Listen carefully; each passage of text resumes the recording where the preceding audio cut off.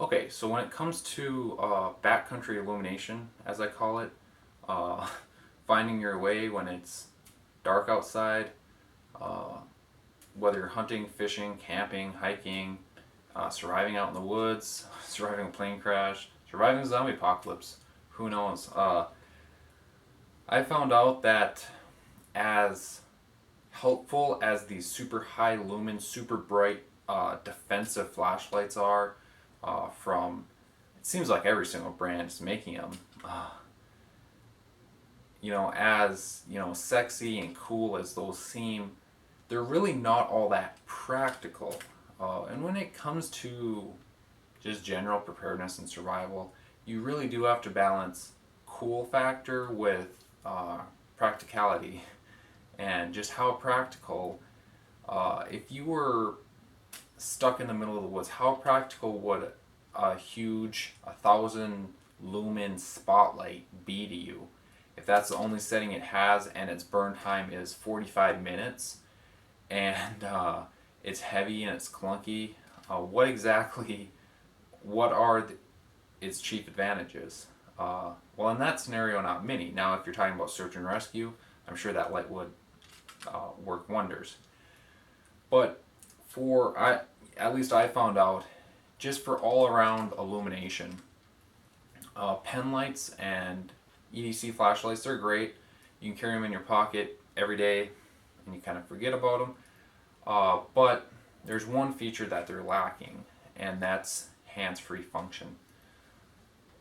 Especially when you're out in the woods, but even if you're around the house fixing something, if you have to crawl, into a cellar or into a crawl space and it's dark and you need to use both hands to find your way, to use tools, if you're working under a car, a headlamp is a godsend. It allows you to project light onto your area that you're working in without having to hold it with one hand. The one I keep coming back to is the Petzl E+Lite. Now, as you can see, this thing is small. When I first started looking at pictures online, I'm like, okay, it doesn't have an elastic strap, it has some gimmicky drawstring thing, and I couldn't really figure out the size, I'm like, I was comparing it to a normal sized headlamp. So, I was like, okay, whatever. But then, again, I found this one on sale, so I got about $12 off. It was a very fairly priced, in my opinion. It was about $18 on sale. So I picked it up for a few reasons. First off, Petzl. Like my original headlamp was Petzl also, this one was smaller and lighter, but I assumed equal quality. Something about it just screamed simplicity. I don't know. So I picked it up. I figured if I didn't like it, I'd throw it in a small, lightweight survival pack instead of like a small, gimmicky flashlight. I could just throw this in. Well, it turns out I love this thing for a few reasons. First off, as a headlamp, it has this. I don't even know what kind of cordage. It's not Kevlar cordage, but it's on this nice drawstring that has some tension but not too much. So pretty much you have a pull cord here, pull it out, throw it over your head, and it's on. The advantage to this is you might think the string would over time constrict around your head. It doesn't. Compared to the other straps, especially in hot weather, that thick, non-breathable, neoprene type elastic band going around your forehead gets annoying really quick. This thing, because it's light, it doesn't need as much tension. I barely know it's there. But it sure enough is there. I believe the high function is about 35 lumens, which by some people's standards is not bright, but for just general use, especially in the woods, it's just fine. The low function, this is the low function. This is the 35 lumens. Next we have a flashing kind of an emergency beacon type thing. Next we have flashing red. At the end we have red. A lot of people don't understand the use of this, but especially at night or early morning, either walking through the woods or just reading maps, reading books, it preserves your night vision. Again, this has a, I'll flip this off. It has a head that pivots around. This one pivots 360, but I'll talk more about that on the table. Okay, so it might be easier to look at features of this headlamp while it's on the table. So first, this is in the palm of my hand. It's quite small. You compare that to what I was originally using, the Tika, or the Tika Plus 2, with its kind of bulky elastic band. It's quite a bit smaller. You do lose a few advantages with this small headlamp. But before that, let's just talk about weight. First off, size-wise, I mean, it's a hair bigger than a US quarter. Talking about weight, I have a scale right here. It is, check it out, it is 26 grams, and that's with batteries, or 0.9 ounces. So it doesn't even weigh an ounce. Switch it back to grams. This Tika Plus 2 with batteries weighs 83 grams, or 3 ounces. So this weighs 3 times the amount of that one. A few of the reasons why I like this headlamp. First, its compact size, hands down. Second, just how light it is, how compact it is. Now, a few features which some people might not think about. Again, you don't really notice this until you have this feature.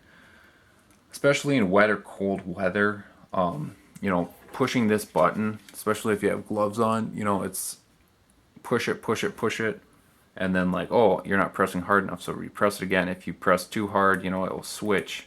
It's just finicky. With this one, you just have this switch. So, you have red, flashing white, white high, and white low.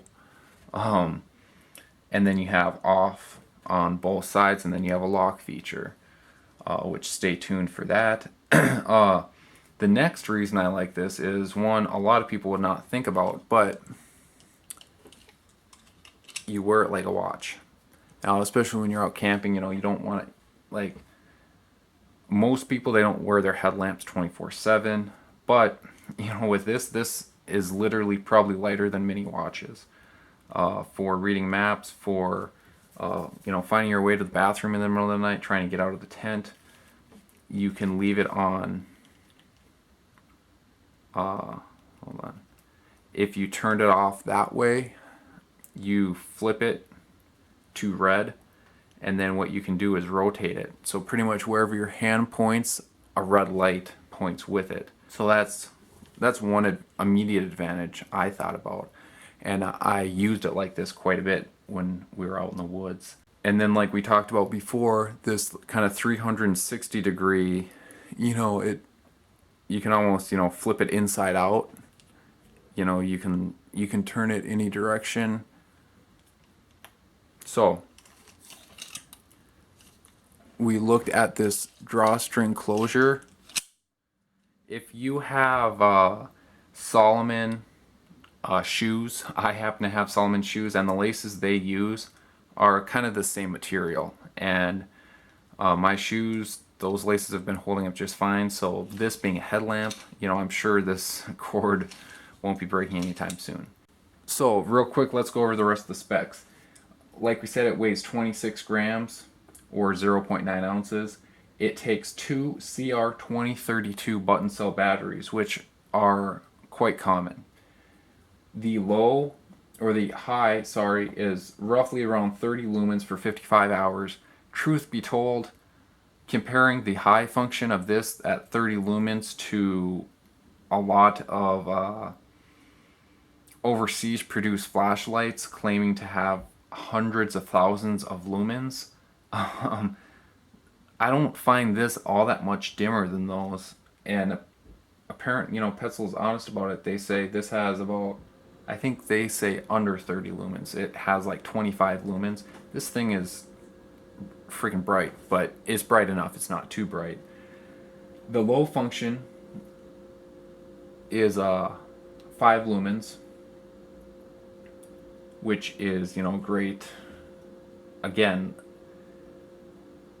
the whole way they measure lumens and whatnot's just off. But in both functions, they hold their own with mini headlamps. Even these ones, surprisingly.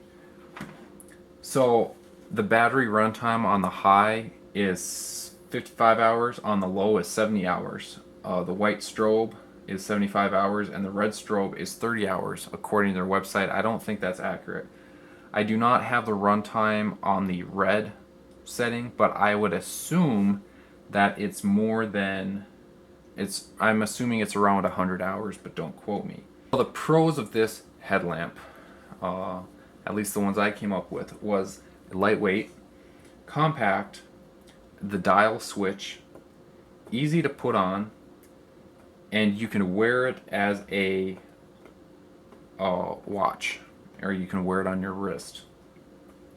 Now, the cons. There's a few cons. This headlamp isn't perfect, but then again, nothing's perfect. So, we talked about this switch here. It's great. It's, I think, a lot less finicky than like push button ones, how you have to like hold down for this many seconds, and then if you hold for 5 seconds you go to strobe instead of to whatever other feature, and like all that, like you literally need like an operation handbook with you to function it. But the one downside to this is I'm glad they added it, but there's one last function, the lock, okay? And I just turned it. As you can see, there's a little padlock next to the off. Now, what happens when you don't want it locked anymore? Well, truth be told, I don't know. I've tried just about everything. It's on the lock. And that time came easier, but you have to really wrench on that bad boy. You have to really wrench on this small chunk of plastic to unlock it. Especially in cold weather, I see that just snapping off. That's part of the reason why I don't use the lock function. So that's drawback number 1. Drawback number 2 is this thing is freaking easy to lose. And what I mean by that is, if you drop this in the woods, you ain't finding it. I've lost this countless times. And it's annoying because this thing is so useful, and then you lose it and you don't know what you did without it. It's really easy to lose. It's not, I guess, really that's a drawback to having something that's small, compact, and lightweight. It's just easy to lose. Related to that is there's no place to attach a lanyard. A lanyard just so you can clip it to like a keychain or loop it around a belt loop. You can use this, but I wouldn't really want to. So you can attach a carabiner or S-biner to the little pull tab. This is like a number 3 S-biner. And you can do that, and then you can hook this to a belt loop or wherever you have to hook it to. You can do that, but then again, it just makes it bulkier. But there's no dedicated lanyard loop, which I kind of find as a disadvantage. And then one last disadvantage that at least I found is the way it's attached. You can see it's just that little ball. In cold weather, I mean that thing, it hasn't to me, but I could see that just snapping, especially when it's really cold and out. I think I've taken it off, and when you unsnap it, it sounds like you just busted the thing. But while we're at it, that's where the batteries go. 2 button cell batteries, and then on this side, hand signals for OK and SOS for like aerial signaling, which is always nice. So all in all, do I recommend this headlamp? Yeah, I recommend this headlamp. It has some drawbacks, but it has so many advantages. It's not that expensive. Lightweight, compact, dial switch, easy to put on. You can wear it as a watch. Where I see this fitting in really good is like this survival kit of mine, inspired by John McCann's Build a Perfect Survival Kit book. This is in a 4x7-inch lock sack, and this is kind of a personal survival kit, just a small, lightweight thing you could throw in a back pocket, stuff like that.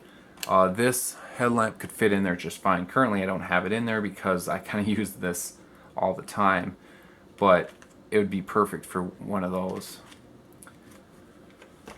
For ultralight gram counting backpackers, you could probably use this as your primary headlamp. Maybe carry some spare batteries, and don't you dare drop this. One advantage that I've thought about doing is replacing this lanyard with a reflective accessory cord. That way, if you do drop it and you happen to have another flashlight, you can shine a light, and you might be able to see your reflection. But I have not done that yet. Another thing you could do is you could add a longer chunk of cordage and wear this as a necklace. I have not done that. But, as great as this is, and as much as I love this product, I view this as a backup. This is always with me. But if I'm planning to use a headlamp, I'll pick something a little bigger, with a little more runtime, with a little more brightness. But this is a backup. Kind of my philosophy is, Murphy's Law. I mean, and carry, one is one, two is one type thing. So like when it comes to critical stuff, I carry at least 3 different things. So normally I carry this. I carry my bigger Petzl headlamp, and then I carry my Streamlight Stylus Pro, which is always in my pocket, and that equals 3. Another small disadvantage is it takes kind of odd batteries. So my Streamlight and my bigger headlamp both take AAA's. This one takes the CR2032 batteries, so that could be another advantage. But those batteries are pretty cheap and they're pretty lightweight, so store a few extras up in your kit and you won't even notice they're there. But in conclusion, out of 10, I'd give this headlamp a 8.5 to 9. It's not perfect, but it's damn near close. If you like this video, like this content, feel free to subscribe to your channel if you haven't already. Make sure to like this video. But until next time, we'll see you out there. Thumbs up.